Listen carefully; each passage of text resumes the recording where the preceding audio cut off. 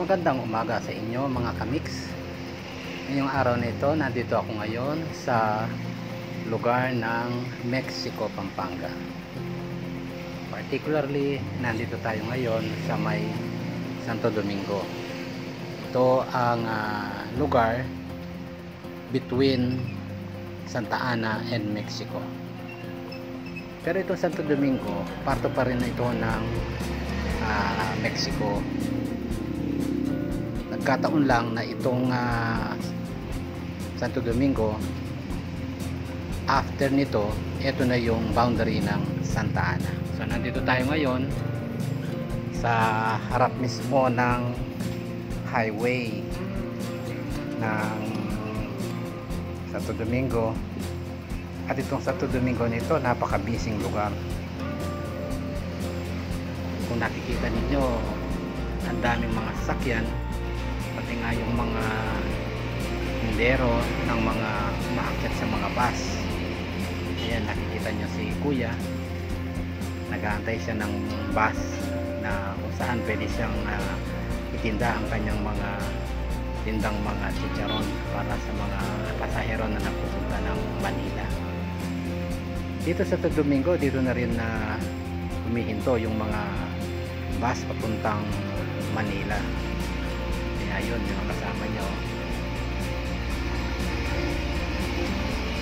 nakikita nyo malalaking bus yung mga dumadaan dito.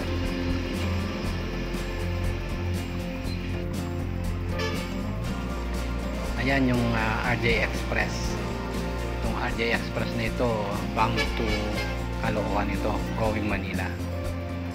Bali ang mga bus na ito yung kanilang stopping point. Ayun, umalis na yung isa, dumating naman yung isa. So ang nangyayari dito, halos lahat ng mga papunta ng Manila, dito sila humihinto. Napaka-busy ng lugar na ito. Andyan na yung 7-Eleven, yung gasoline station. Ito naman yung papunta ng Santa Ana. So dito makikita mo yung mga bus, yung mga jeep, yung mga trucks.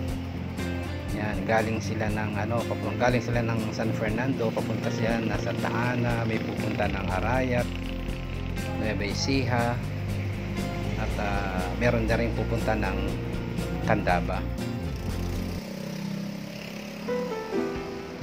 Ngayong umaga, busy pa ang mga sasakyan.